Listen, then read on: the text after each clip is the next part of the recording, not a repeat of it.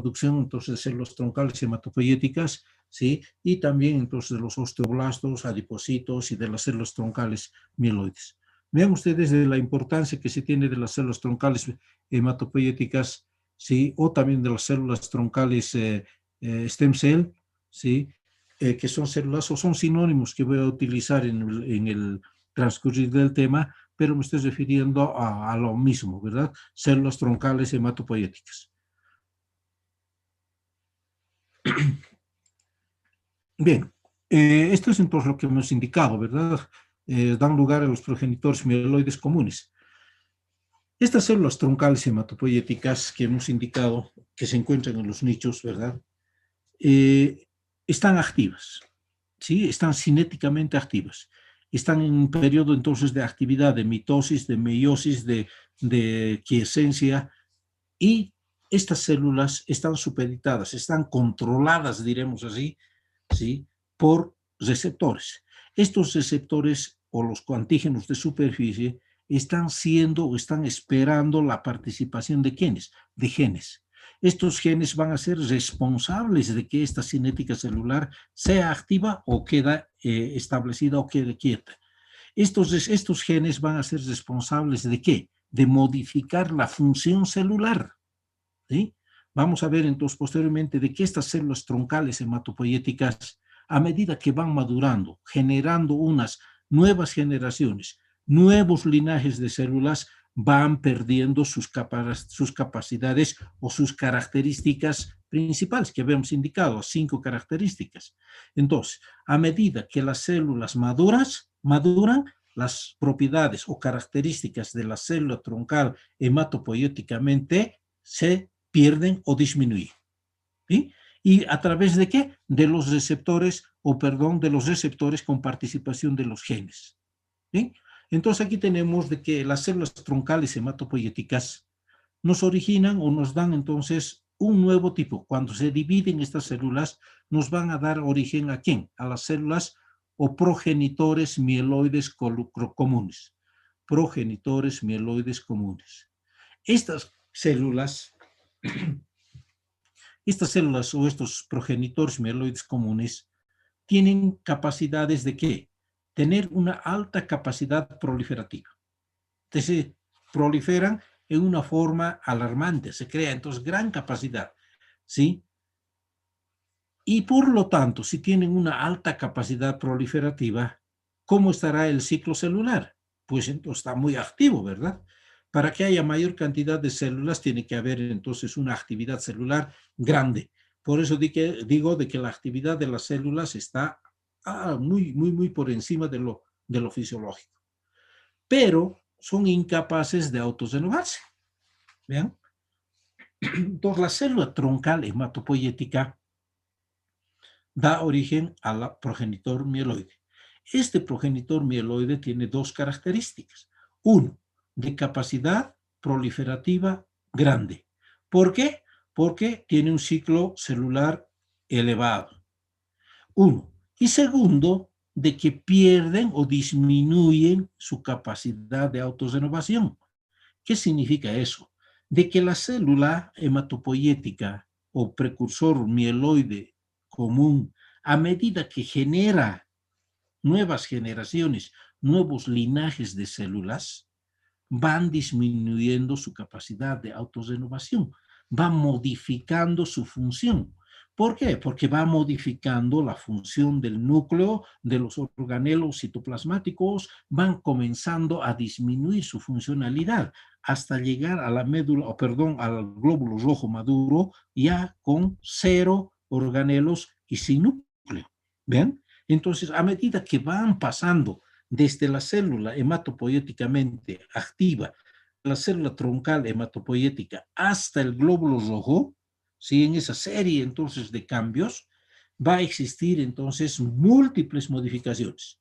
Uno, aumentar la capacidad proliferativa, disminuir la capacidad de autorrenovación, va a modificar la diferenciación celular, ¿no? Desde la célula, desde el linaje que está dando la célula mieloide, ¿sí? Común, hasta el glóbulo rojo, ¿sí? va a modificar su capacidad de diferenciación, ¿sí? Es decir, la célula troncal o el progenitor mieloide común nos va a originar un otro tipo de célula. Esta célula nos va a dar otro tipo de célula, pero ya modificada, ¿verdad? Hasta llegar al glóbulo rojo. Entonces vemos de que un glóbulo rojo y una célula troncal o un progenitor mieloide común es muy diferente, ¿sí? Tanto entonces en su morfología como en su funcionalidad, ¿sí? ¿Debido a qué? A la participación de genes sobre los receptores, que hacen que modifiquen la cinética celular y modifiquen entonces la funcionalidad y la diferenciación celular. ¿Está claro? ¿Sí? Y tenemos de que estas células mieloides comunes nos van a originar a lo que son entonces los progenitores más específicos. ¿Ven? Entonces, ¿qué significa eso? Pierden su capacidad, o perdón, aumentan su capacidad proliferativa, pierden su capacidad de autorrenovación, pero su diferenciación es mucho más marcada, está elevada. ¿Por qué está marcada la diferenciación? Porque nos van a dar ya células precursoras que nos van a dar linajes ya específicos, es decir, células que nos van a dar origen a los glóbulos rojos, células que nos van a dar origen a las plaquetas, células que nos van a dar origen a los granulocitos. Vean ustedes, de que ya nos está dando una especie, es decir, de que la célula a medida que madura se va especializando, va madurando para darnos origen a las células maduras. ¿Está claro? La maduración posterior de cada uno de estos linajes hematopoieticos está dividida en dos procesos fundamentales. Uno, que es la pérdida del potencial de renovación, y la adquisición de una identidad específica. Todo lo que les he explicado, ¿verdad? Todos estos procesos ya habíamos indicado de que están dados o están regulados por programas genéticos. Estos genes van a ser entonces de que a manera de interruptor, ¿verdad? Cuando estos genes se mantienen activos, es decir, cuando están activos los genes, ¿sí? La capacidad de autorrenovación se apaga, ¿sí? Cuando los genes que mantienen la capacidad de autorrenovación se apagan, al mismo tiempo que los genes que regulan la diferenciación se encienden. ¿Bien? Entonces, hemos dicho de que una célula troncal hematopoietica con capacidad de autorrenovación alta, ¿sí? Alta, ¿cómo estarán sus genes? Están entonces encendidos, autorrenovación. Pero como estas células se están modificando para diferenciarse, entonces estos genes de autorrenovación se apagan y se encienden los genes de diferenciación. ¿Se ha entendido, no? De esta manera, estos progenitores hematopoieticos se van a diferenciar de las células precursoras a través de una serie de eventos, ¿verdad?, que son participados o moderados por los genes en asociación con factores de crecimiento. Hemos dicho entonces, ¿cuál va a ser la acción de los genes sobre las células o sobre las células troncales hematopoieticas y sobre los progenitores mieloides? Van a actuar estos genes sobre receptores de la membrana celular de estos progenitores, haciendo de que modifiquen su renovación y su diferenciación. ¿Está bien? Y estos van a determinarnos entonces de que cada célula madura tenga una identidad y una función definitiva. Entonces, de que para que el glóbulo rojo cumpla una función proveniente de su linaje, tiene que haber participado un gen que haya modificado, ¿verdad? Un gen que haya modificado su tiempo. Es decir, de que un gen que haya apagado su capacidad de autorrenovación y que haya encendido su capacidad de diferenciación. Estos son los genes que van a participar entonces para la producción de linajes de la célula mieloide y también de los linfoides. Y este es el ejemplo que quiero decirles, ¿verdad? La célula mieloide común o los progenitores mieloides comunes. Vean ustedes de que cuando está encendido, ¿verdad? Los genes cuando están encendidos, su diferenciación es elevada. Pero para que, perdón, la autorrenovación, perdón. Para que haya una autorrenovación, ¿sí? autorrenovación, estos genes tienen que estar activos. Pero para que la diferenciación se marque, tiene que apagarse la autorrenovación y tiene que encenderse la diferenciación. Entonces, cuando yo hago autorrenovación, entonces las células troncales hematopoyéticas están activas. Y cuando digo diferenciación, estas están apagadas y la diferenciación, las células o los precursores mieloides comunes están activos, generando diferenciación. Está claro esta parte de la explicación, ¿verdad?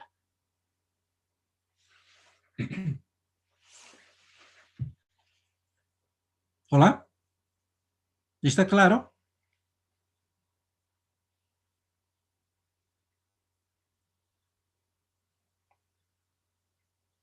Bien, proseguimos entonces. Estos genes van a ver entonces, van a participar sobre los receptores de la membrana. ¿Qué quiere decir una expresión de la P, del P1? ¿Qué se entiende? Entonces, posiblemente ustedes estén, entonces, cuando digo una expresión de P1, no es nada más entonces que la expresión, es decir, la participación de este gen P1, la expresión, la participación, la acción, la actividad que cumple este gen sobre los receptores, la receptividad que va a tener un receptor de la membrana de la célula para este gen. Eso se llama una expresión del gen. ¿Está bien? Y va a estar asociada con ¿qué? Con la diferenciación granulocítica. Es decir, cada gen va a tener entonces una participación muy activa sobre los receptores de membrana para generar una diferenciación. Los granulocitos, los megacariocitos, los linfocitos, T, B, los telosomos monocitos, etcétera, van a ser entonces supeditados, ya son células especializadas, ya son células diferenciadas, que van a cumplir una función supeditada entonces a la acción de cada gen, de un gen, ¿sí? A eso me refiero entonces como expresión de P1. Vean ustedes, junto con factores de transcripción con dominio de unión del DNA GATA1, GATA2 y FOG, esenciales para la maduración y diferenciación eritroide y megacariocítica. Entonces, también aparte entonces de lo que habíamos hablado de la diferenciación del linaje y la diferenciación de las células, también pues es importante de que estos genes son partícipes en la transcripción, ¿verdad? En la transcripción genética, es decir, el paso de la información de una célula a otra célula, dependiendo entonces de lo que son las moléculas del ADN y del DNA, ¿verdad? Entonces, el GATA1, GATA2 son expresiones, entonces, ¿verdad? Son expresiones de cada gen. Estos genes son GATA1, GATA2 y el FOX son expresiones. Son genes que nos van a indicar de que una célula madure, se diferencie en eritrocito o en plaqueta o en megacariocito.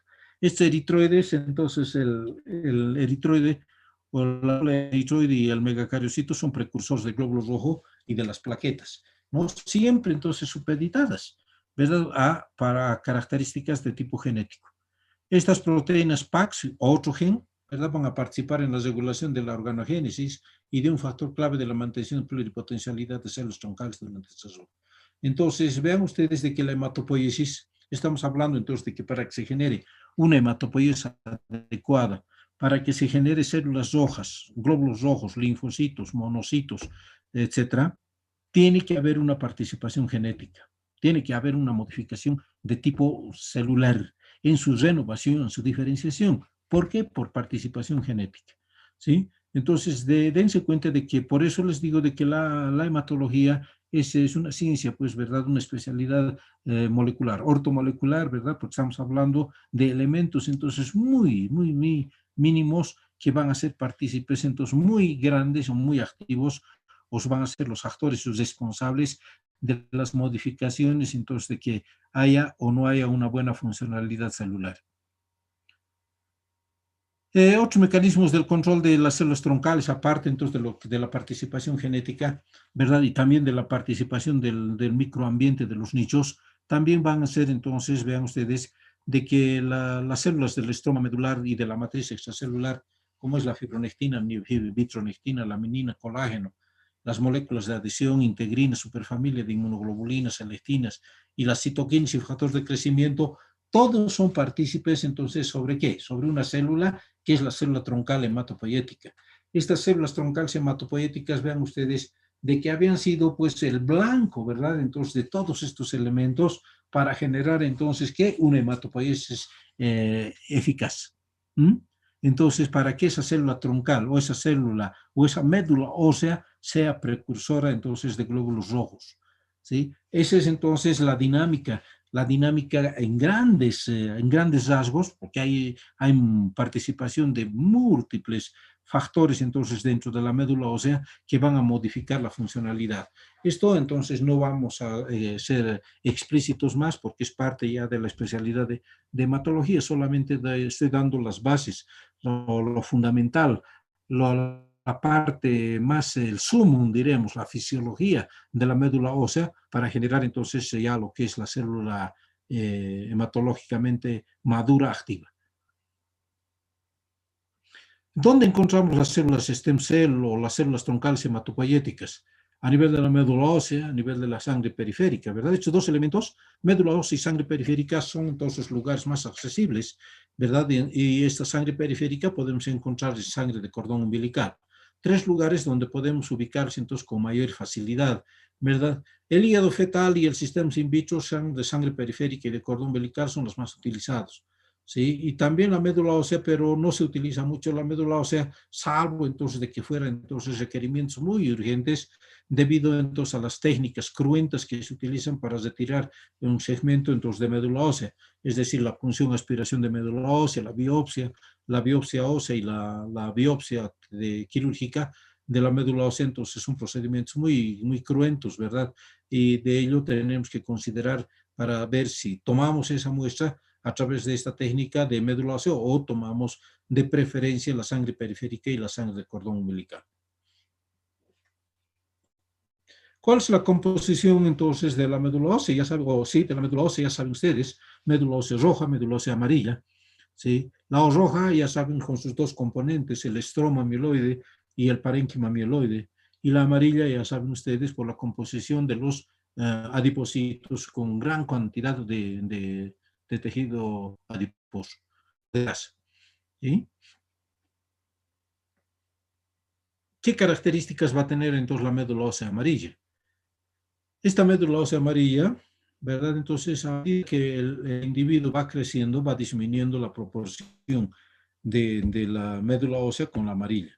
Llegado entonces a la adultez o a la madurez, un 50% de médula ósea roja y 50% de médula ósea amarilla.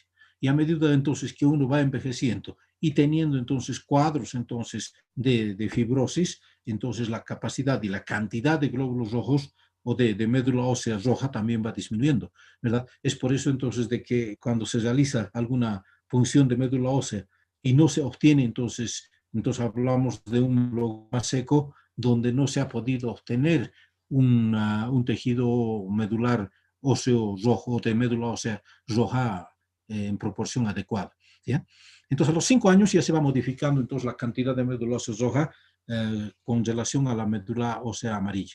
A los 5 años ya se va modificando la cantidad. Y a los 50 ya tenemos 50% en la adultez y se van a localizar, ya saben ustedes, en la diáfisis de los huesos largos y posteriormente ya en los huesos planos a medida que uno madura, ¿no? La médula ósea amarilla es hematopoyéticamente inactiva, ¿sí? Salvo de que cuando haya ya un proceso de fibrosis, de mielofibrosis, de mieloptisis, cuando la médula ósea, la médula ósea roja sí, se ha fibrosado, ¿sí? Ha perdido esa capacidad entonces de hematopoiesis, va a suplir entonces la médula ósea amarilla, va a revertir entonces su composición de grasa y va a hacer entonces una reversión de función. Va a cumplir entonces en un tiempo determinado la función de médula ósea hematopoieticamente activa. Pero en estos casos, quienes más van a ocupar esa función de producción de glóbulos rojos va a ser el hígado y el vaso, ¿no? Entonces, pero no consideraremos entonces la médula ósea solamente como proporción inactiva. Pero dense cuenta de que la médula ósea amarilla, además de tener adipocitos, va a cumplir una función muy importante, ¿verdad? Que es la de ¿qué? De servir diremos así, como una estructura que va a mantener entonces en su lugar a la médula ósea roja, ¿no? Entonces es una especie de soporte que va a proporcionar. Aquí tenemos entonces los nichos. Ya habíamos indicado de que un nicho era un espacio, una cavidad, un agujero, alguien me decía, donde hacíamos de que se almacenase, ¿sí? Se albergase, se depositase entonces todo lo que son las células troncales hematopoyéticas, ¿sí? Y tenemos dos tipos de nichos, o tres tipos de nichos, que es el nicho endosteal, el nicho vascular y el nicho reticular, ¿sí? El nicho osteoblástico, el nicho vascular y el nicho medular, ¿verdad? Estos los tres van a ser entonces parte del tejido hematopoético, ¿sí? Y tenemos el nicho osteoblástico, vean ustedes, tiene una función principal de formación de la ósea, es decir, entonces la formación de osteoblástico nos está indicando entonces la participación aquí de los osteoblastos, ¿verdad? Las células osteoblásticas que me van a generar el tejido óseo, ¿sí? Entonces, de formación de tejido óseo. Juntamente, entonces, con las células mieloides hematopoéticas o troncales hematopoéticas, donde se va a generar entonces la diferenciación de estas células en el tejido osteoblástico, hasta a osteocitos, y van a generarnos moléculas de adhesión, ¿sí? Entonces los osteocitos van a ser parte de ¿qué? De lo que es el estroma o la matriz extramedular, ¿no? ¿Está bien? Va a ser parte entonces del estroma o de la matriz extracelular, juntamente con lo que son entonces las moléculas de adhesión. Por una parte, el nicho vascular va a estar cerca de los sinusoides. Estos sinusoides habíamos indicado de que eran espacios recubiertos de células endoteliales. Y estas células endoteliales con el espacio venían a ser entonces servorios de parénquima para determinar entonces la maduración ósea. En este lugar se generaba la diferenciación celular y las células ya maduras, modificadas, van a pasar a los sinusoides y posteriormente llegar hasta el endotelio vascular, ya sin núcleos y sin organelos, es decir, células maduras. Entonces, se caracterizan estas células o estos espacios de sinusoides por las características de proliferación, diferenciación, proporcionan su oxígeno y los factores antigénicos. Vean, entonces, en estos sinusoides son los lugares de donde se va a generar la proliferación y la diferenciación. Y finalmente el espacio medular, donde tenemos las células troncales hematopoyéticas o células mieloides hematopoyéticas, las células madre, y que son células quiescentes y proliferantes.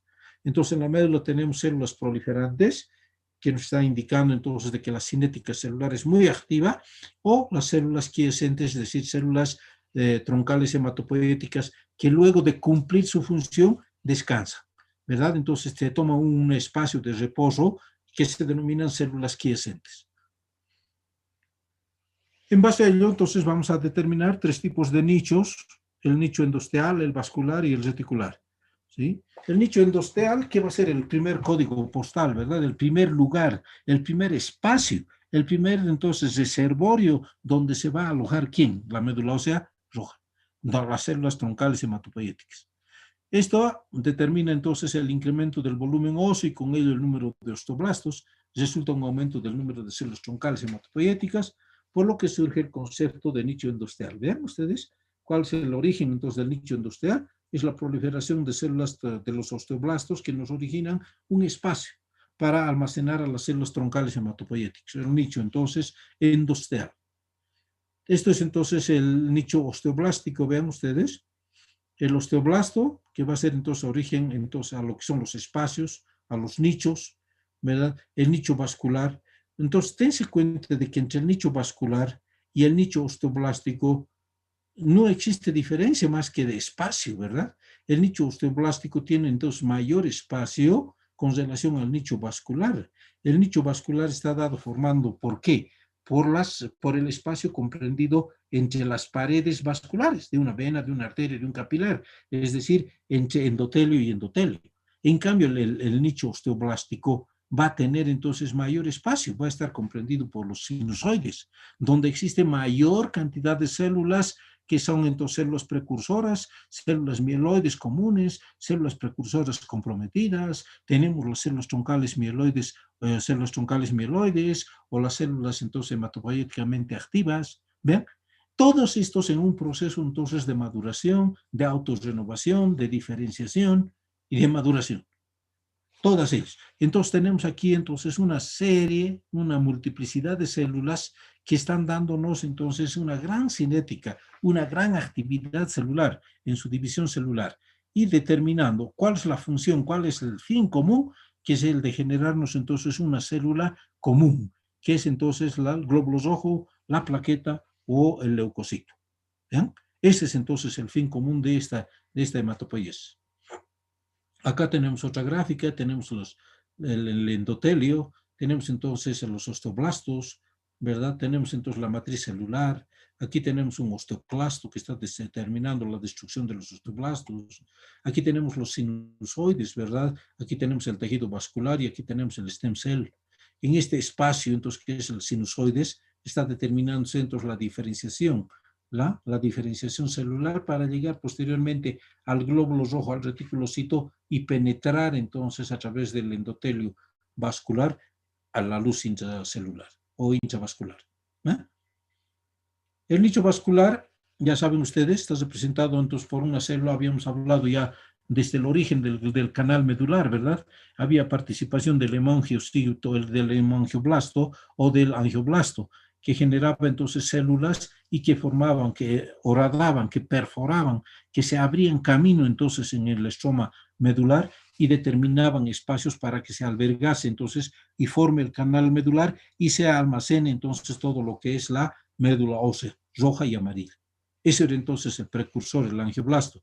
Y está relacionado entonces con las células troncales hematopoiéticas, ¿verdad? A través del hemangioblasto, junto con la que regula tanto tráfico celular y de nutrientes. Y también determina la proliferación de células hematopoiéticas. ¿Verdad? En medio de ellas, ¿no? En medio de estos dos nichos, tanto el endosterial como el vascular, se ha podido identificar un otro nicho que es el nicho reticular.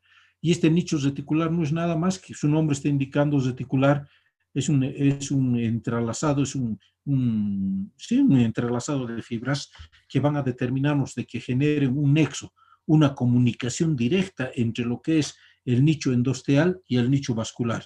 ¿Sí? Entonces se ponen en contacto células troncales hematopoiéticas, ¿verdad? De ambos lados y se ponen entonces en comunicación y generan entonces estos cambios, ¿verdad? De autorrenovación y de proliferación. Entonces el nicho reticular es el nexo, ¿verdad? Entre ambos nichos. ¿Mm?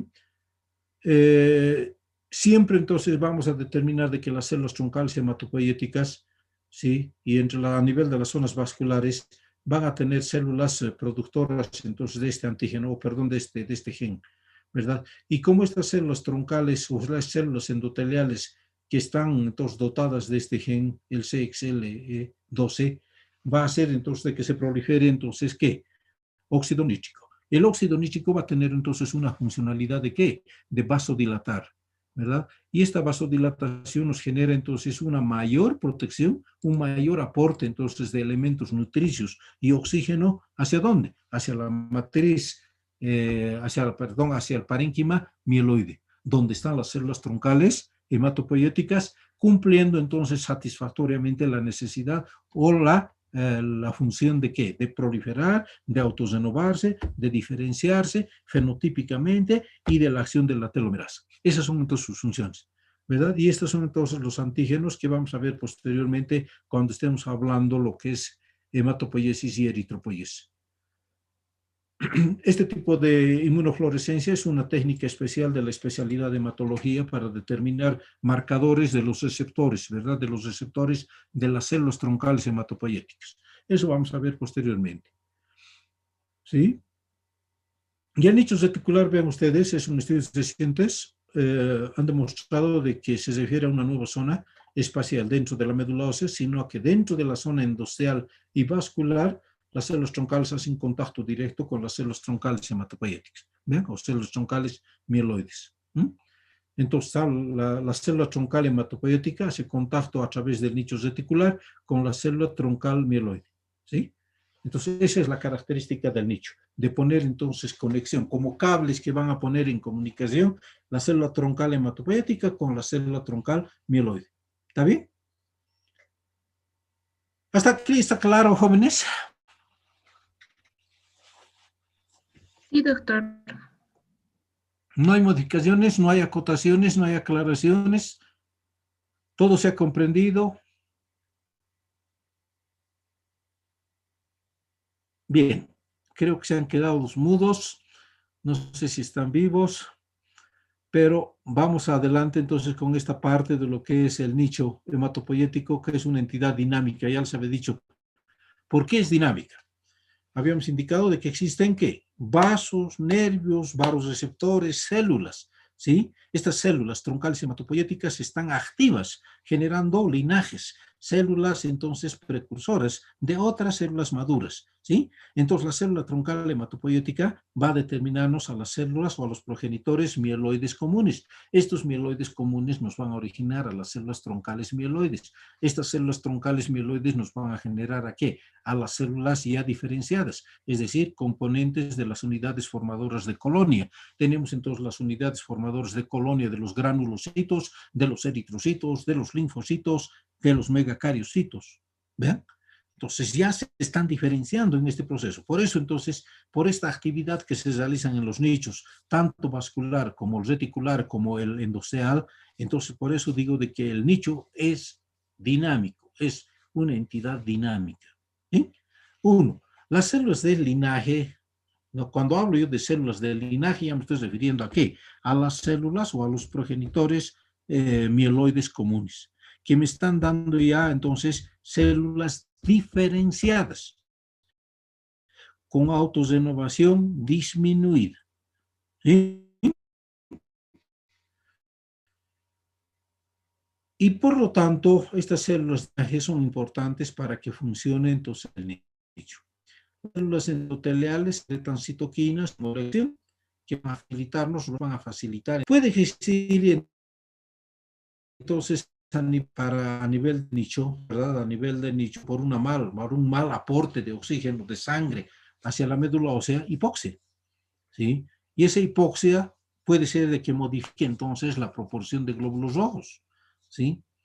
Entonces, ¿cómo sucede, por decirles, en la médula o en la eritrocitosis? En la eritrocitosis, ¿qué sucede? De que los receptores del riñón van a percibir entonces el cambio de presión barométrica. Este riñón va a formar, entonces va a mandar a través de un gen la formación entonces de ¿qué? De hemoglobina, ¿sí? De hemoglobina y formar entonces una acción directa sobre los receptores de la médula ósea para generar una hematopoiesis activa. ¿Bien?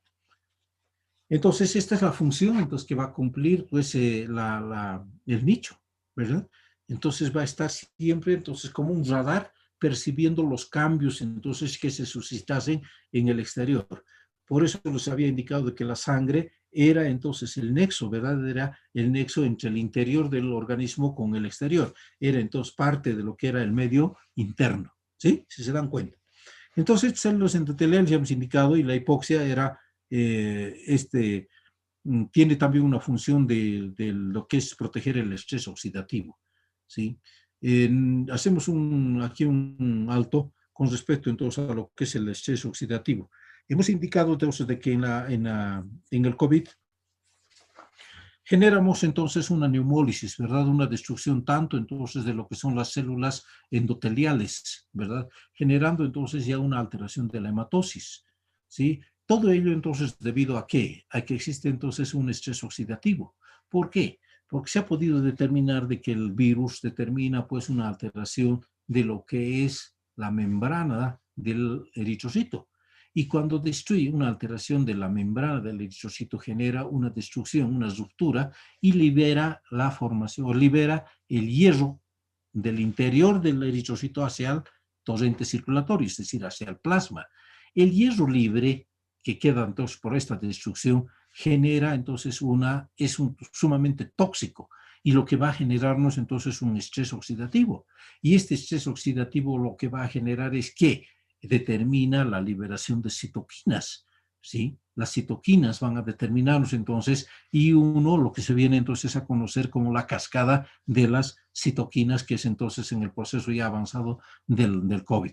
Vean ustedes de que es muy importante entonces la hipoxia, ¿sí? En este proceso, y la hipoxia también es un mecanismo de limitación, de protección del estrés oxidativo. Es por eso entonces de que en la altura también se ha podido establecer de que no es tan elevada entonces la proporción de COVID, ¿verdad? Se ha indicado, entonces hay artículos que han emitido o que han lanzado en la facultad de que la altura nos favorece entonces en el desarrollo del COVID, y tal vez entonces sea la hipoxia que va a protegerse el estrés oxidativo. También tenemos de que estas células reticulares, a través entonces de este gen, van a ser responsables de la movilización celular. Y finalmente, las células nighttime positivos expresan los genes responsables de la retención de las células precursoras hematopoyéticas. ¿Ven? Entonces, todo este cuadro nos genera entonces una actividad, una dinámica a nivel del nicho celular y a nivel de todo lo que es la médula en una forma muy, muy, muy activa. Aquí lo propio tenemos entonces, ¿verdad? Aquí en círculos rojos tenemos los nichos, los tres nichos, el nicho endosteal, que está cerca entonces a lo que son los osteoblastos, el nicho reticular, que se encuentra entonces como un nexo entre el endosteal y el vascular vascular entonces que está representado por todo lo que son las células endoteliales y todo lo que son entonces las células precursoras, ¿no? Entonces esta es una gráfica de lo que es los nichos celulares. Este es un corte, perdón, sagital de la médula ósea. Tenemos un corte entonces de lo que es la epífisis del hueso y vemos entonces todo lo que es el aspecto trabecular con llenado entonces de médula ósea roja y en la porción central médula ósea amarilla. ¿Bien? Y en base a ello podemos decir de que la médula ósea roja es el tejido hematopoieticamente activo, se encuentra en los huesos planos, hemos indicado, cráneo, vértebras, costillas, esternones, esternón, coxal, etcétera, etcétera, ¿verdad? Y a medida entonces que el niño o que el hombre va creciendo, la concentración de médula ósea a nivel de las diáfisis va disminuyendo. Entonces se va a distribuir en los huesos planos. Entonces estoy hablando del esternón, de los huesos de los coxales, donde se va a encontrar en mayor proporción en los adultos. En cambio, en los niños podemos encontrar a nivel de las vértebras, cuerpos vertebrales, y en los lactantes a nivel entonces de las epífisis o a nivel entonces de la espina o de la espina sí, anterior de la tibia, ¿no? Entonces podemos hacer una puncioncita a nivel entonces de la rodilla, ¿no? Estos son los lugares y es hematopoieticamente activa, ¿no? ¿Qué cantidad de médula ósea tenemos en un adulto? Vean ustedes, la cantidad es de 1.7 litros de médula ósea, ¿sí? De médula ósea roja, ¿no? De 1.7 litros de médula ósea roja. Y tiene 10 con 12 seguidos de 12 ceros de precursores inmunohematopoyéticos. Entonces, dense cuenta de que las células troncales hematopoyéticas y sus precursores están entonces en gran proporción inmersos en estos 1.2 litros de médula ósea roja. ¿Mm? Entonces, es grande, ¿no? Entonces, la proporción de estas células precursoras. ¿Cómo hacemos el estudio de la médula ósea roja o de la médula ósea? Podemos hacer a través de tres técnicas, ¿verdad? Uno que es la PAMO, que es la punción, aspiración de la médula ósea. Uno. Segundo, tenemos que realizar la punción biopsia y otra es la biopsia quirúrgica abierta. Ambos, o estos tres elementos, o estas tres técnicas son sumamente cruentas, ¿verdad? Sumamente entonces agresivas, invasivas. ¿Debido a qué? A que se introducen agujas y trócares a través de la piel, perforando entonces todo lo que es piel, tejido celular subcutáneo, aponeurosis, llegamos a periósteo, perforamos periósteo, introducimos a médula. Ve usted ese trayecto y ese trauma que está generando nos va a generar entonces mucho dolor. ¿Por qué dolor? Porque tenemos entonces pues receptores muy marcados a nivel del periósteo, ¿verdad? El periósteo entonces el tejido óseo mucho, lo más sensible, debido entonces por eso un dolor de huesos, un cambio entonces de presión barométrica, una contusión, una fractura es sumamente dolorosa. ¿verdad? Por eso entonces decimos de que este método de la punción, aspiración, la biopsia y la biopsia quirúrgica son muy cruentas y tenemos que pensar muy bien entonces antes de solicitar o de realizar un examen de médula ósea. Sí, tenemos que estar entonces, tenemos que salir ya entonces, o tenemos que dar entonces el diagnóstico hematológico lo más certero posible como para evitar entonces este tipo de exámenes, ¿verdad? Salvo de que tengamos entonces ciertas dudas entonces en la diferencia o en el diagnóstico definitivo de hematología a través de métodos no cruentos, ¿verdad? Entonces ahí sí podemos solicitar entonces uno de estos estudios, ¿sí? Entonces, en el adulto tenemos en el esternón, cresta ilíaca, ¿verdad? En los niños ya hemos indicado en la cara anterior interna de la tibia y en los niños mayores en los cuerpos de los vértebras. Hemos indicado entonces por punción de médula ósea, ¿verdad? La punción aspiración médula ósea. Luego tenemos la obtención entonces o el informe citológico se denomina entonces medulograma. ¿Cuál es entonces la función entonces o cuál es la finalidad de realizar este tipo de exámenes? ¿Para qué pedimos entonces la punción aspiración de la médula ósea, la biopsia y la biopsia entonces por técnica quirúrgica?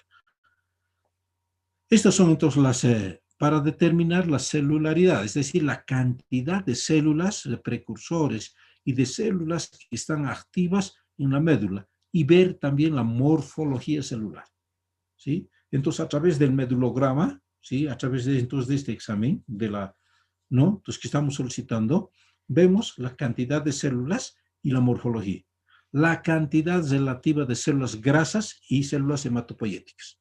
Entonces tenemos que ver la relación que existe de grasa en la médula, ¿sí? Y la proporción o no de células anormales. Tenemos que ver si existe gran cantidad de células anormales, como una leucemia, por decirles mieloide, entonces digo, entonces a mayor cantidad de leucocitos o de células inmaduras o de blastos en la médula ósea, eso me está reportando de que es una célula o de un linfoma o de una leucemia mieloide, ¿verdad?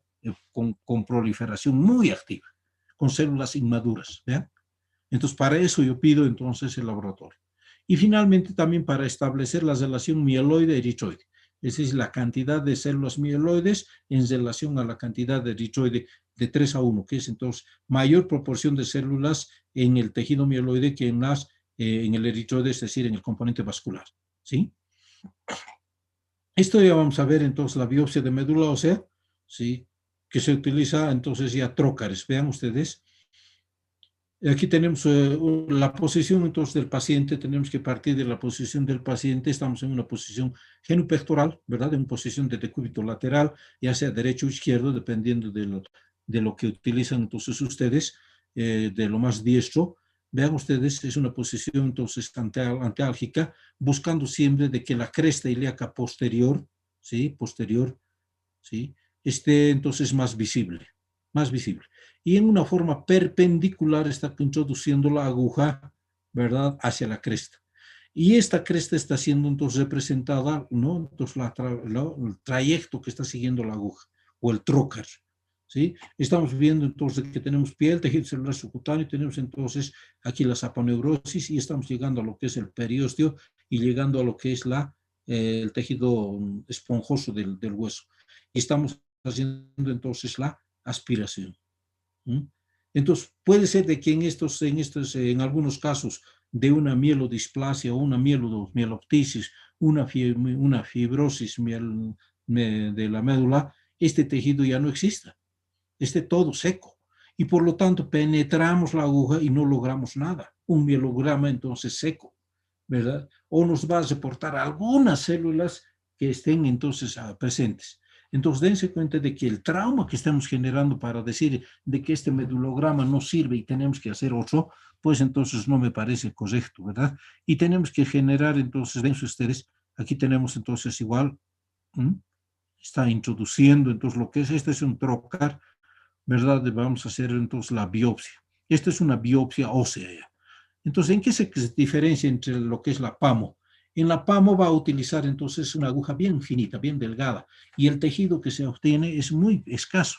En cambio, en la biopsia ya va a utilizar un trocar, una aguja mucho más gruesa, donde va a generar sección del tejido, va a generar ruptura, va a romper el hueso y va a sacar segmentos de hueso.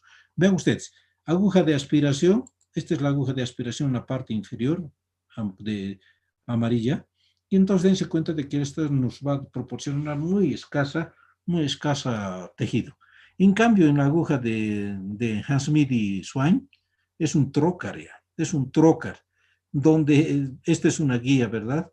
Esta es la guía y se va a introducir esta guía a través entonces del trocar para llegar entonces al tejido óseo, ¿sí? Una vez de que está en el tejido óseo, ¿ya? En el tejido óseo se va a sacar entonces la guía y se hace un rote de 60 hasta 80 grados o de 180 a 360 grados para hacer entonces un corte en sacabocados de lo que es entonces el tejido óseo. ¿Ya? Entonces, aspirado medular mediante punción external. Está haciendo aquí una punción medular o un external.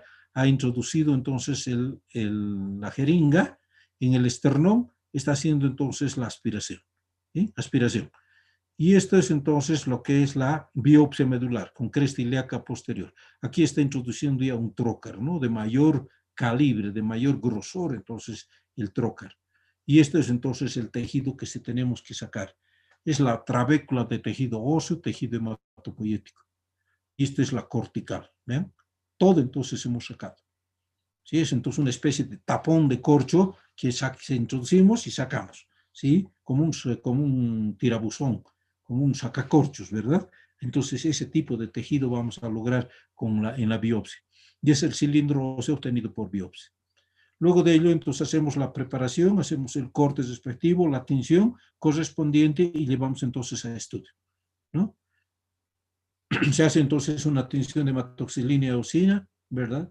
Y Giemsa y azul de Prusia para determinar entonces el tipo de células y los tipos de células en sus periodos o en sus distintos periodos de maduración, ¿no?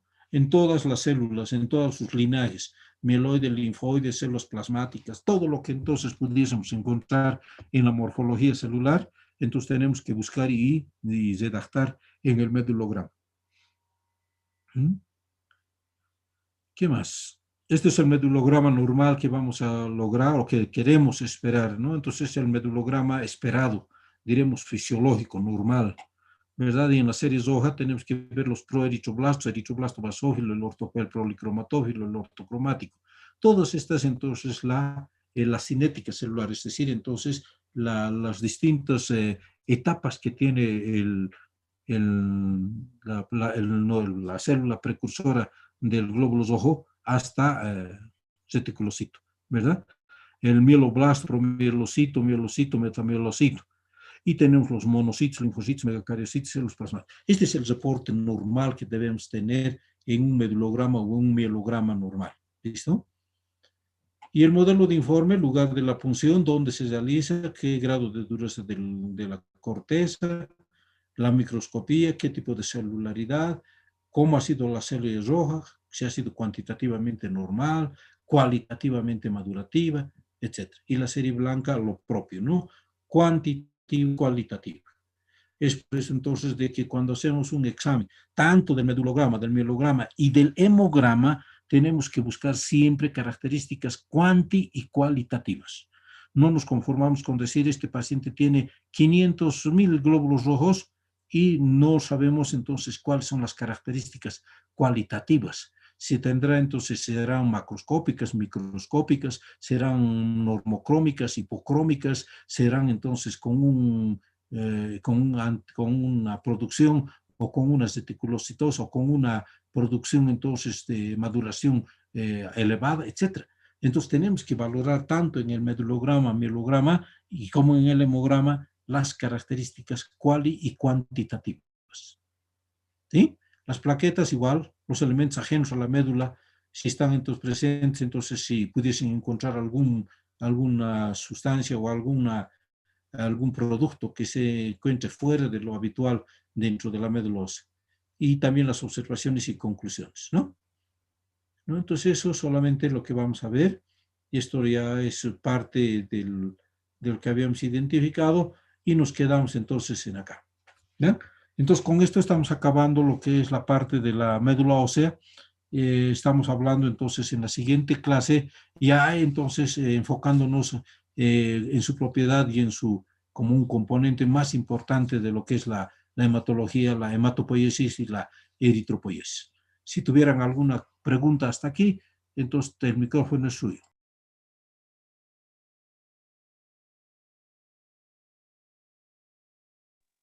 Doctor, Adelante. doctor, una consulta. Eh, Dijo que en la médula ósea la amarilla va reemplazando a la roja, o sea, mientras va pasando el tiempo, ¿verdad? Y quería saber si hay algún factor que acelera o ralentiza este proceso. De reemplazo de médula ósea amarilla. Sí, Ya, a medida, entonces, la edad es uno de los factores que va a determinar. Uno, la edad, entonces, a mayor edad, entonces hay mayor proporción de médula ósea amarilla que roja. ¿Sí? Estamos hablando de 50% y a medida que avanza la edad, entonces va disminuyendo. Uno. Segundo, entonces, son los factores, entonces, de producción, entonces, de grasa. ¿Sí? Tenemos, entonces, no se olviden, entonces, de que hablar de grasa es hablar, entonces, ¿de qué? De un factor endocrino. Y habíamos indicado entonces de que para la producción entonces de células, ¿verdad? Las células troncales y hematopoieticas tenían factores ¿de qué tipo? Factores entonces autócrinos, parácrinos y endocrinos. Cuando estoy hablando de un factor endocrino, me estoy indicando entonces de que si un paciente obeso que tiene una gran proporción de grasa corporal, ¿sí? Tenemos entonces hormonas que van a hacer o que van a facilitar de que esta producción de adipocitos y de grasa se proporcione o se genere entonces en mayor proporción. Me estoy refiriendo entonces a lo que es la adipogenina y la adiponectina, que son entonces factores que van a generarnos mayor proporción de grasa. Y sea entonces uno de los factores que determine de qué la médula ósea roja sea reemplazada en mayor proporción y en mayor proporción eh, la ocupación del canal medular por médula ósea amarilla.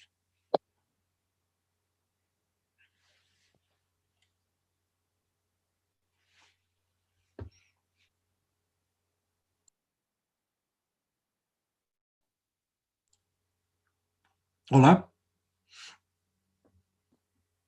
hola, doctor, ¿y alguna patología de origen viral o bacteriana no hay o es escaso?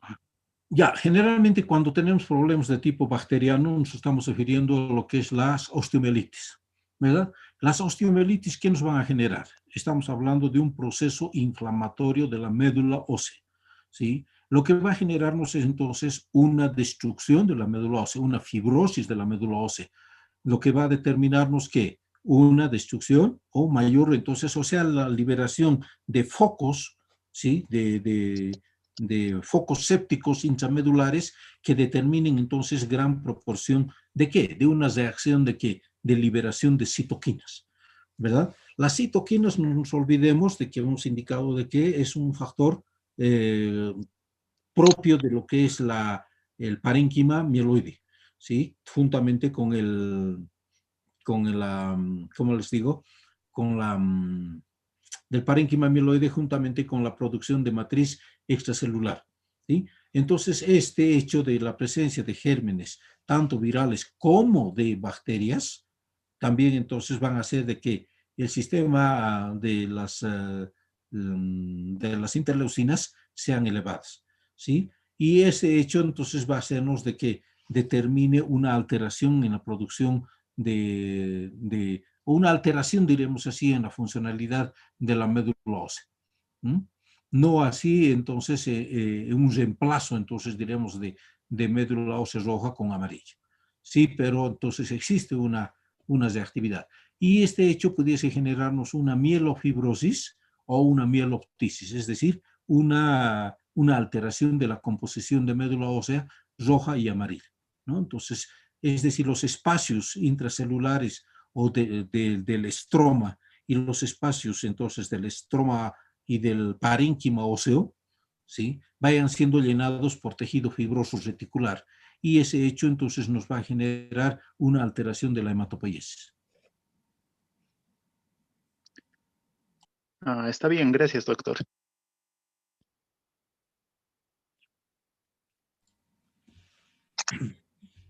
¿Alguien más que quiera participar? Y si no, nos estamos despidiendo hasta la próxima clase el día jueves.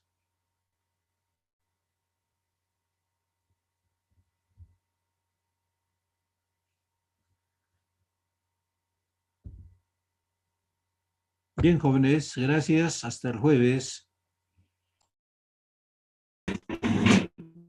Hasta luego, doctor.